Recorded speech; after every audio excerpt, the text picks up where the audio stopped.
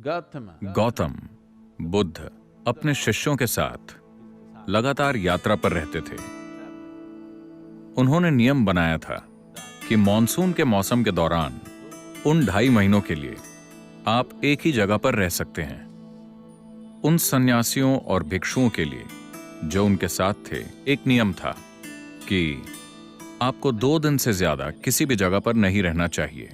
आमतौर पर भिक्षुओं को कई घरों में आसरा दिया जाता था, इसलिए उन्होंने ये नियम बनाया कि 2 रात से ज्यादा आप एक घर में नहीं रह सकते, वरना उस परिवार पर काफी बोझ पड़ेगा। वो 10 लोगों को आसरा दे रहे हैं, आप वहां 1 महीने के लिए मत रुकिए। सिर्फ 2 दिन।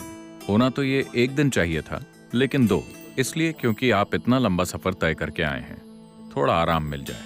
लेकिन मॉनसून के मौसम के दौरान उन्होंने कहा कि 2 से 2.5 महीने तक आप एक ही जगह पर रह सकते हैं, क्योंकि मॉनसून के मौसम के दौरान जंगलों के रास्तों से होकर गुजरना खतरनाक होगा और कई लोगों की जान भी जा सकती है। तो ये एक ऐसा ही समय था। वो एक बड़े शहर में ठहरे और वो बहुत सारे घरों में रहने लगे।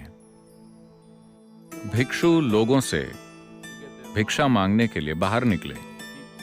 आनंद या आनंद तीर्थ, जिस नाम से उन्हें जाना जाता था, वो भिक्षु बनने से पहले गौतम के बड़े भाई हुआ करते थे। वो भी बाहर निकले। वहां शहर में एक वैश्या रहा करती थी। उसने आनंद को भिक्षा दी। उसकी तरफ देखा, एक सुंदर जवान आदमी, लंबी कद काठी।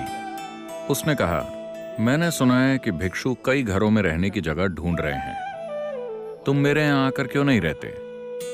आनंद ने कहा, मुझे कोई दिक्कत नहीं है, लेकिन मुझे बुद्ध से पूछना होगा कि मुझे कहां रहना चाहिए। तब उसने उसे ताना मारते हुए कहा, ओह, तुम अपने गुरु से पूछने वाले हो, जाकर पूछो, मैं भी देखूं कि वो क्या कहते हैं। तो आनंद अपने दिन भर की भिक्षा लेकर वापस पहुंचे। गौतम बैठे थे। वो आए और उन्होंने भिक्षा उनके चरणों में रख दी। सारे लोग जहां भी जाएं, उन्हें भोजन और रहने की जगह का इंतजाम करना था। तो आनंद ने पूछा, इस तरह ये महिला मुझे न्योता दे रही है, क्या मैं वहां रह सकता हूं? गौतम ने कहा, अगर वो आपको इतने प्यार से आमंत्रित कर रही है तो आपको वहां जाकर रहना चाहिए। शहर के लोग जो वहां बैठे थे, उन्होंने कहा, क्या एक सन्यासी जाकर एक वैश्या के घर में रहेगा? बहुत हो गया। ये आध्यात्मिक प्रक्रिया भ्रष्ट हो गई है। गौतम ने उन्हें देखा और कहा, आप इतने परेशान क्यों हो रहे हैं? वो महिला इन्हें न्योता दे रही है, इन्हें वहां रहने दीजिए, इसमें परेशानी क्या है? वो सभी खड़े होने लगे और उन्होंने चिल्लाना शुरू कर दिया। उन्होंने कहा, रुकिए, मैं इस मार्ग पर हूं क्योंकि मुझे लगता है कि ये जीने का सबसे शक्तिशाली तरीका है। अब आप मुझसे कह रहे हैं कि उसके तरीके मेरे तरीकों से ज्यादा शक्तिशाली हैं।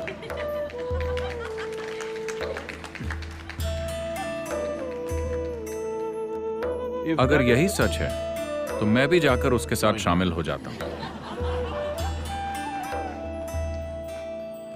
मैं यहां हूं क्योंकि मुझे लगता है कि यह जीने का सबसे अनमोल और शक्तिशाली तरीका है। अगर आपको लगता है कि उसके तरीके मेरे तरीकों से बेहतर हैं, तो मुझे भी वहां जाकर शामिल हो जाना चाहिए, क्योंकि अगर आप एक सच्चे साधक हैं तो ऐसा ही होना चाहिए।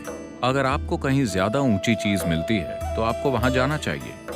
फिर लोग चिल्लाने लगे और कुछ लोग चले भी गए। फिर आनंद गए और उसके साथ रहने लगे। मॉनसून का समय था, बारिश की वजह से ठंड बढ़ जाती है। आनंद ने पतली सी धोती पहनी हुई थी, तो उसने उन्हें एक अच्छा सा रेशम का कपड़ा दिया। उन्होंने खुद को ढक लिया। तब लोगों ने देखा, देखो वो तो गया। उसने बढ़िया खाना बनाया और उन्हें परोसा। उन्होंने खा लिया। फिर शाम को उसने उनके लिए नृत्य किया। वो बैठे रहे, बहुत ध्यान से देखते हुए, पूरी सतर्कता के साथ। फिर जब लोगों ने संगीत सुना, अब तो खेल खत्म। चीजें ऐसे ही चलती रहीं। जब वक्त खत्म हो गया, जब बारिश बंद हो गई, जब जाने का वक्त आया, तब आनंद गौतम के पास आए और उनके साथ एक महिला भिक्षु थी।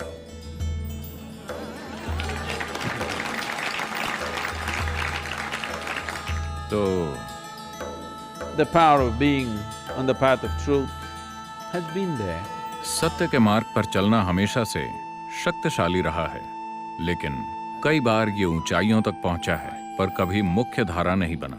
मैं देख रहा हूं कि आज कम्युनिकेट करने की हमारी क्षमता की वजह से, टेक्नोलॉजी की वजह से, इंसान की चाहत, सत्य को खोजने की इंसान के अंदर की स्वाभाविक चाहत, ये कोई सिखाई हुई चीज नहीं है। ये कोई ऐसी चीज नहीं है जो लोगों को सिखाई गई है कि आपको सत्य की खोज करनी चाहिए। ये इंसानी बुद्धि के लिए स्वाभाविक है कि वो सबसे ऊंची चीज को खोजती है। किसी भी इंसान को अगर एक मौका दिया जाए ये चुनने का कि या तो यहां रहिए या वहां, तो वो हमेशा कहेगा मैं वहां रहना चाहता हूं। अभी हो सकता है कि वो यहां फंसा हुआ हो, पर उसकी इच्छा हमेशा सबसे ऊंची जगह पहुंचने की होती है। बात सिर्फ इतनी है कि हमें उसे दिखाना होगा कि शराब के नशे से ऊंची चीज भी होती है, ड्रग्स से ऊंची चीज भी होती है, सामाजिक नाटक में फंसने से ऊंची चीज भी होती है, और किसी से बेहतर बनने की होड़ में भागने से ऊंची चीज भी होती है। हमें बस उसे यह दिखाना होगा, हमें उसे यह समझाना होगा कि एक ज्यादा ऊंची संभावना मौजूद है। हमेशा से बहुत से ऋषि, संत, योगी और गुरु ऐसा करते आए हैं, लेकिन जैसा कि मैंने कहा, वो सज्जन लोग थे। उनके पास मेरे जैसी आवाज नहीं थी।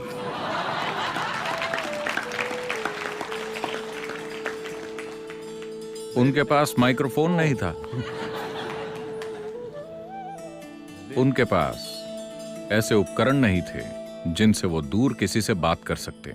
वो सिर्फ इतने ही लोगों से बात कर पाते थे।